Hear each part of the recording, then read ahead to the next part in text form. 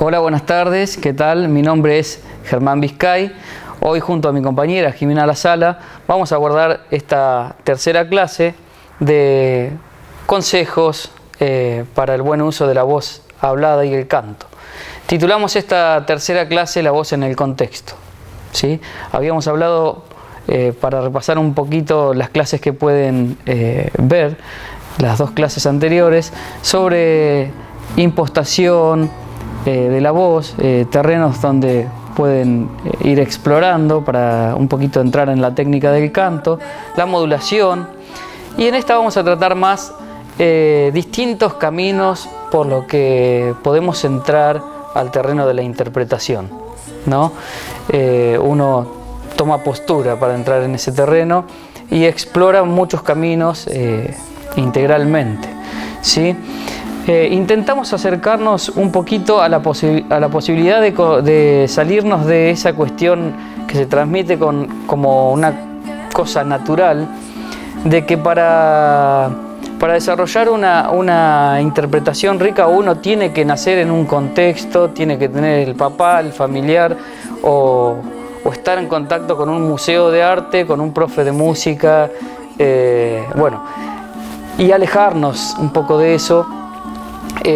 Afirmando que el terreno de la interpretación pertenece al terreno de la enseñanza, ¿sí? De una enseñanza crítica e integral, ¿sí? La formación del intérprete es totalmente alcanzable, ¿sí? Vamos a partir de ahí, y pertenece al terreno de la descolonización, de la deconstrucción, ¿sí? De ciertos aspectos culturales. Vamos a presentar ahora a Gustavo Ábalos, un cantor de cachi, que nos va a contar un poquito desde su experiencia. Mi nombre es Gustavo Ábalos, de la comunidad indígena Amaicha del Valle, perteneciente al pueblo de Aguita Calchaquí, de la provincia de Tucumán. Lo particular que tiene nuestra comunidad, que nunca perdió sus autoridades tradicionales, cacique, consejo de anciano, ni aun con la llegada de los españoles en la centuria del 1500. Hemos conservado en parte nuestra cultura gracias a la conservación de nuestras autoridades tradicionales, entre ellas nuestras instituciones, el canto ancestral, el Hoy Hoy, que viene de tiempos milenarios.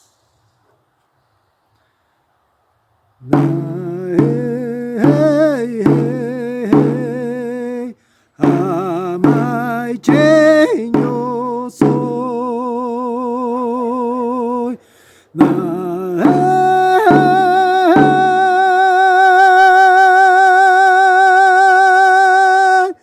y hecho a mi gusto, contento me voy, contento me voy. Muchas gracias. Bueno, muchísimas gracias a Gustavo Ábalos por su aporte. Continuando un poquito con lo que decía Germán al principio, podemos decir también que somos seres con la posibilidad de experimentar emociones, de reír, llorar, refunfuñar, a nostalgiarnos, explotar de felicidad o de tristeza, y podemos mezclar varias de esas emociones con o sin equilibrio, tanto en el arte como en la realidad de cada individuo. Es por eso que también a través de distintas herramientas que tenemos para la expresión, que pueden ser el sonido, la imagen, los silencios, las palabras, el tacto, el movimiento, a través de todas esas herramientas tratar de buscar un equilibrio. A continuación vamos a escuchar un aporte que nos envía Charo Bogarín, cantante de Tonolec, donde nos va a contar un poco su experiencia en el recorrido de la música.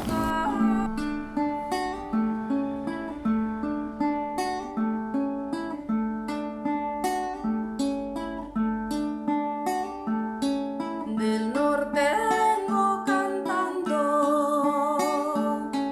mis coplas voy empujando.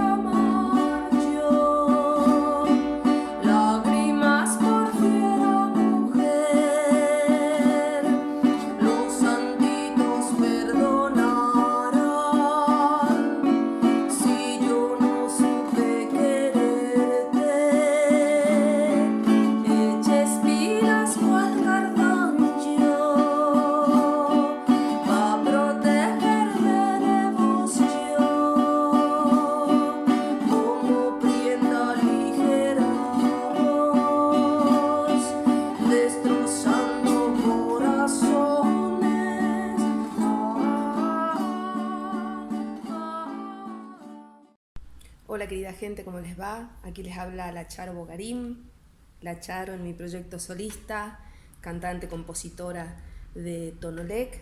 Y bueno, para reflexionar un poquito con ustedes acerca de la voz en su contexto, contándoles mi experiencia como música, como compositora, como intérprete.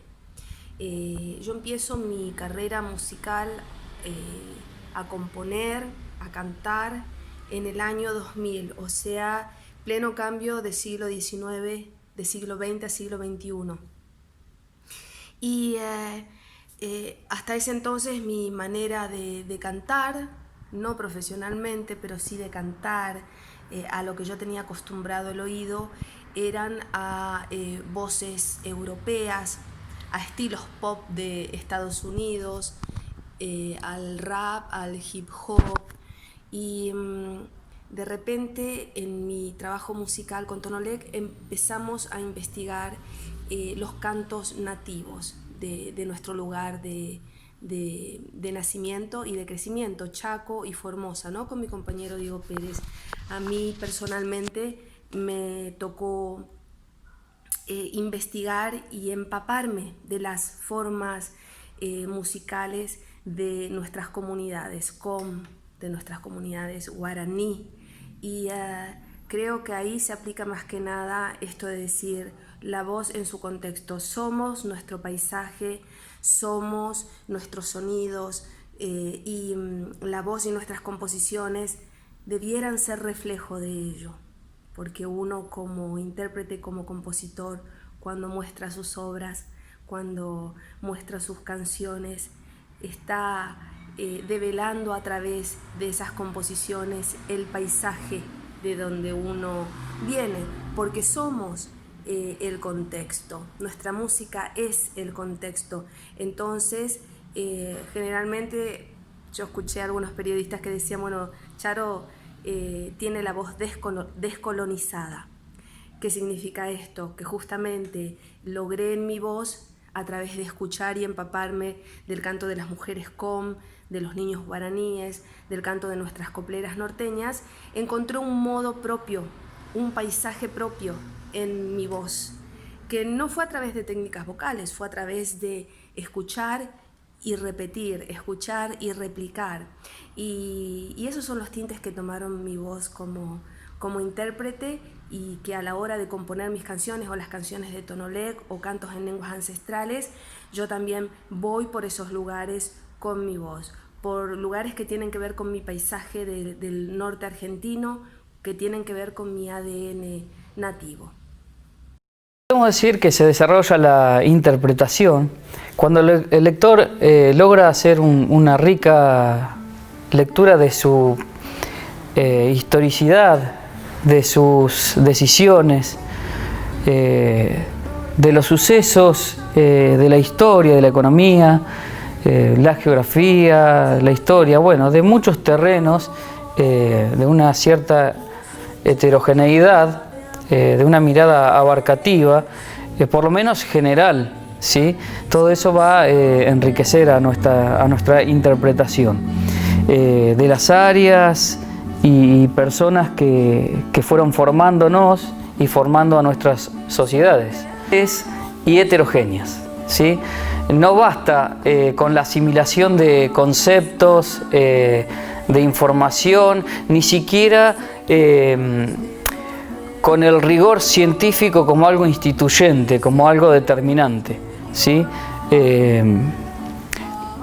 Porque, por ejemplo, la ciencia ha descubierto cosas hace centenares de años que no se han modificado, pero hay otras tantas que si no hubiese sido por las vivencias individuales y la exploración en esos terrenos y el estudio científico, quizás hubiesen sido nocivas para el desarrollo de las sociedades, ¿sí? Hoy estamos así como en una ebullición de cambios, de deconstruir, de desandar ciertos caminos a lo ancho de toda la cultura universal, ¿sí? No solo hablando desde el terreno nacional, ¿no es cierto? Estamos inmersos en vivencias y esa realidad que vivimos a diario se modifica, ¿sí? Constantemente. Así que si estamos atentos a ellos, estaremos siendo intérpretes activos y protagonistas. Cuando digo de la economía, de la historia, no vamos a ahondar demasiado, pero podemos proponer para este terreno de la interpretación de entrar a ver qué pasó en la realidad de cada uno, con la economía, en las familias, qué sucesos de la historia registramos, qué nos fue marcando. Y bueno, y a la hora de hacer arte, todo eso nos constituye y estamos permeables a eso y se ve en nuestro arte. Es más, yo creo profundamente, nosotros compartimos esa mirada, que tenemos una intención de mostrarlo a través de nuestro arte. Vamos a presentar ahora a Víctor Delgado, que hemos estado hablando de estos temas y va a ahondar en ciertas cuestiones. Días atrás hablábamos con Germán sobre las posibilidades tecnológicas que nos brinda este tiempo de cara a las futuras generaciones para dejar un registro sonoro de nuestra música, de nuestro canto, de nuestras voces. Y lo decía con cierta frustración por no contar con eso respecto de nuestro pasado. Es decir, no sabemos hoy cómo aquellos primeros pobladores, después de 1883 en esta región, cómo tocaban la guitarra, cómo pulsaban ese instrumento con sus manos rústicas, cómo entonaban una milonga, un estilo. Desgraciadamente, no podemos rescatar eso del olvido. Mucho menos conocemos acerca de la preexistencia del canto de los pueblos originarios, es decir, fuera del Niquillatún y alguna otra rogativa de tipo ceremonioso, no está presente el canto festivo, se desconoce. Es interesante leer las cartas de Calfucurá al Estado Nacional en esos periodos en que entraban en negociaciones. Calfucurá en no menos de 20 cartas pide cuerdas para la guitarra. En una dirigida a Urquiza, esto es entre 1850 y 1860, pide: mándeme una buena vihuela y muchas primas y segundas. Aludía a las dos cuerdas que entonces eran de tripa de cordero y se rompían fácilmente. Es decir, ya había presencia de la guitarra en las tolderías de los pueblos pampas, mapuches, de origen mapuche, y aún ranqueles, porque Lucio B. Mansilla en una carta, en un libro, Una excursión a los indios ranqueles, va a ubicar también la guitarra en las tolderías de Mariano Rosas, que era un cacique ranquel. Sin embargo, hoy no queda nada de eso. Alguna vez, hablando con Paulino Ortellado, un guitarrista pampeano ya fallecido, siendo él descendiente de originarios, me decía que no conocía nada de la música de los ranqueles, que alguna vez oyó hablar de una especie que se llamaba lloro, pero dudaba de la veracidad de este dato. Es decir, hemos perdido también esos sonidos. Otras de las búsquedas que podemos hacer como intérpretes son las posibilidades tímbricas que nos da nuestra voz. Para esto, Quique Esch nos va a hablar sobre el terreno de la murga.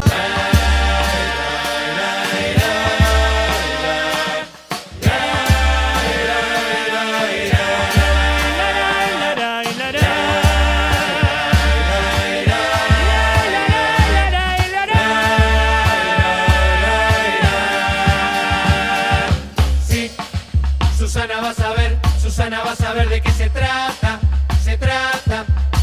de voltear la red de trata. Sí, se trata, señor juez, se trata de aplicar la ley de trata. Se trata que el cambio lo vaya en cara. Se trata, y sí. Susana en Tucumán, lo mismo que Mendoza con Joana. Joana no aparece por su casa. Reclama, y sí. Las chicas del burdel declaran hay que ver cómo las tratan, las tratan, las tratan como putas en la cámara. Así. Mauricio es un campeón, financia la campaña con la trata, la trata, la trata y de botón te la remata. Hola, mi nombre es Quique Esch, soy músico, percusionista, docente en la Universidad Nacional de Cuyo, en la licenciatura en Música Popular y director y arreglador de la murga El Remolino. En esta oportunidad les voy a hablar un poco de mi trabajo en la murga. Desde los comienzos con El Remolino he sentido la necesidad de ir cada vez más para atrás, hurgueteando en la historia, buscando la sonoridad de la vieja murga uruguaya, ¿no? Cosa que es bastante difícil de emular para nosotros en estos tiempos. Primero, porque vivimos en Mendoza, al pie de la montaña, y no vivimos en Montevideo a 5 cuadras del Río de la Plata. El clima ya incide. Y por otro lado, porque no tenemos las mismas condicionantes técnicas que tenían los viejos murguistas, ¿no? Hoy nosotros, si bien nos paramos en una esquina o en un escenario, en la mayoría de los casos hay un tremendo sonido que te asegura que si tenés una voz chiquita o pequeña o suave, igualmente se va a escuchar a la distancia. Y antiguamente eso no pasaba, ¿no? Los murguistas tenían que valerse por sus propios medios, la murga tenía que valerse por sus propios medios, por su físico, ¿no? Para tratar de que la voz llegara lo más lejos posible dentro del público presente. De aquí nace esta impostación tan especial, tan particular, tan nasal. Tal vez por eso antiguamente las murgas estaban integradas casi en su totalidad por canillitas, por vendedores de diarios, vendedores ambulantes, feriantes. De esta manera los tipos se aseguraban que aunque el sonido final de la murga no fuera tan refinado, tan cuidado, fuera bastante agreste, digamos, lograban una proyección increíble y una distancia difícil de lograr de otra manera. Nosotros podemos encontrar un coreuta, un tenor, con una voz súper trabajada, con un desarrollo técnico que le permite un sonido redondo, cuidado, articulado, muy melodioso, pero bueno, jamás va a tener la proyección, ¿no? El alcance que tiene un canillita, ¿no? Con su sonoridad netamente nasal, donde utiliza otros artilugios completamente distintos para darle proyección a su voz. Por eso creo que es tan particular el sonido de la murga uruguaya, que con el correr de los años y el avance tecnológico a nivel sonido, el sonido de la murga propiamente dicho va mutando y va perdiendo aquel viejo color tan característico. Ya hoy a las murgas, en buena hora, se les entiende todo lo que cantan, ¿no? Ya no se canta más con la boca de costado, tratando de generar un caño para que llegara lo más lejos posible, ¿no? Metiendo tanta nariz. Pero bueno, es lo que tenemos, ¿no? Si bien se gana por un lado, se pierde por otro. Cuerpo de mujer es un jardín de dignidad que empieza a florecer con la mirada. Un cuerpo de mujer es un jardín de dignidad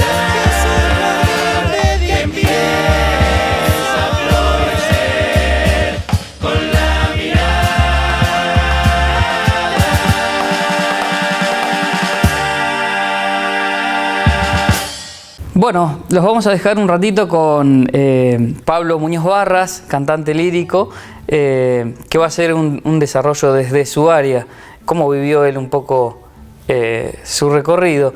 Y si no capté muy mal, Quique Ech, en el testimonio anterior, planteaba cierta contrincancia con el cantante lírico. Vamos a ver cómo le responde. ¿Sí? Los dejamos con él.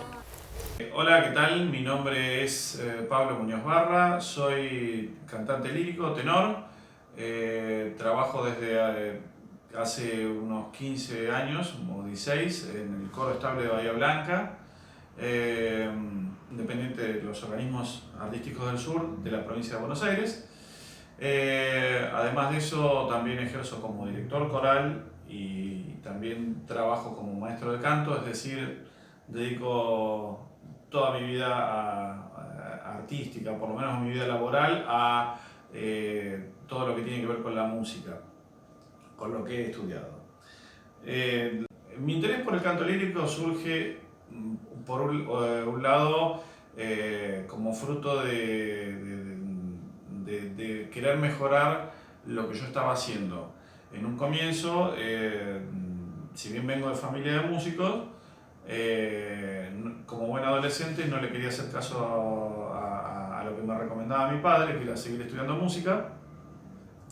En mi etapa de rebeldía, después bueno, empecé a hacer algo de música con una banda, empecé cantando rock y blues, épocas donde era mucho más delgado que ahora y tenía pelo, y bueno, cantaba otro género.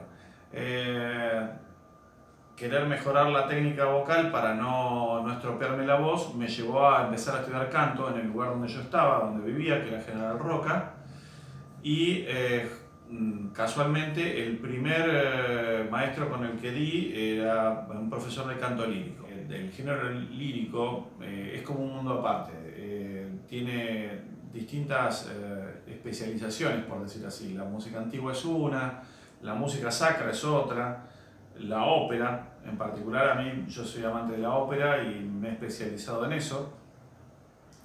Pero si bien también he hecho cosas también de lo que es música sacra, también es un gusto aparte. Sobre todo me gusta más dirigir música sacra que cantarlo, por características vocales y más que nada por eso. Como decía, es un mundo aparte porque requiere de cierto trabajo técnico y de cierto conocimiento en cuanto a lo que es idioma. Generalmente se canta en lo que es música sacra, se canta en latín y en alemán, por ejemplo. La ópera principalmente se canta en italiano, francés, alemán. Así que bueno, la preparación de un cantante es bastante amplia y lo que dentro de todos esos estilos que se generan, yo particularmente me oriento más hacia lo que es la ópera.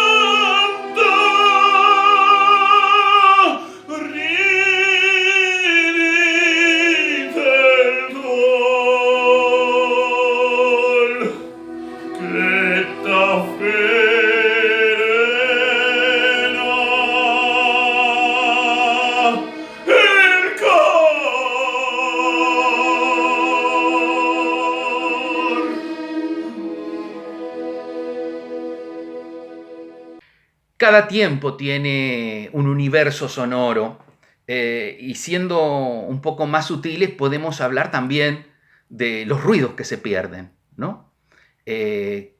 Cada época tiene sus sonidos.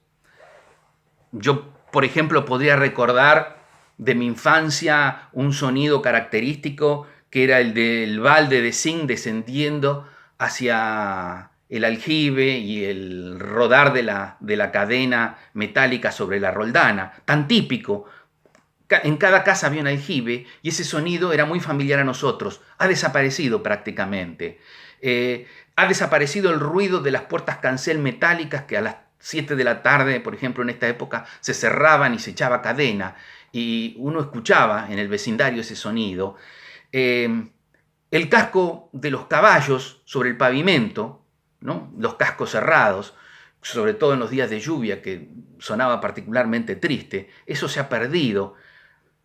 Los sonidos vinculados al universo del tren, del ferrocarril, el silbato, que todavía nosotros lo escuchamos, pero muchos pueblos lo han perdido por completo. El sonido que producían las antenas de televisión, que eran altas, que estaban en los techos de nuestras casas y que se hacían girar por un sistema mecánico, y eso emitía un sonido característico al cual todos nosotros estábamos acostumbrados. Eso se perdió, no existe más. O como las voces nasales y metálicas de las bocinas que había en las esquinas de las propagadoras, una precursora de las radios FM sería. Todo eso ha desaparecido y seguramente hay otros sonidos que requiere que los pensemos, ¿no es cierto? Que son los sonidos del presente. El asunto es si tiene importancia esto, ¿no? Si vale la pena que pensemos. Y sin duda sí. No es lo mismo crecer oyendo el sonido del viento entre los eucaliptus que el zumbido del viento entre los rascacielos de una gran ciudad. No es lo mismo amanecer sintiendo el canto de los pájaros que sintiendo las estridencias de los bocinazos. Sin duda, un músico nacido en una región tocará una milonga, por ejemplo, de una determinada manera, y aquel que creció escuchando las estridencias de los bocinazos de una gran ciudad, tocará esa misma milonga, de otra manera. Lo mismo sucederá con el rock. Es decir, somos según es nuestro entorno, y tiene importancia en la medida que nosotros pensemos en esto y seamos conscientes, y tal vez nos sirva para deculturarnos menos, es decir, frente a otras culturas, en realidad ser conscientes que nosotros somos como somos por nuestro entorno, independientemente que después abracemos elementos culturales que no nos son propios. Y después está el lenguaje. El lenguaje, el idioma, también es un asunto serio y abordar. En el mundo se dice que existen 7.000 lenguas y una tercera parte de ellas está pronta a desaparecer. ¿Cuándo se dice esto? Cuando hay menos de 1.000 hablantes de esas lenguas. A nosotros los argentinos nos tiene que importar mucho esto. De los más de 20 pueblos originarios que existieron, existen todavía vivas 13 lenguas. 13 lenguas que no nos son ajenas, porque esas 13 lenguas también, aunque no lo sepamos o no seamos conscientes de esto, han enriquecido nuestro castellano, que es, ya no es el castellano de los españoles, sino que es un castellano argentinizado, a partir de la incorporación que hacemos de muchos vocablos propios de estas lenguas, de las parcialidades de los pueblos originarios. Bueno, esperamos que les haya gustado esta clase de La Voz en el Contexto. Agradecemos mucho la participación de los artistas que nos estuvieron enviando sus videos. Y bueno, no se pierdan la segunda parte de esta clase, que seguramente va a salir la semana próxima. y que también cuenta con un montón de invitados muy interesantes y va a estar buenísima. Los esperamos.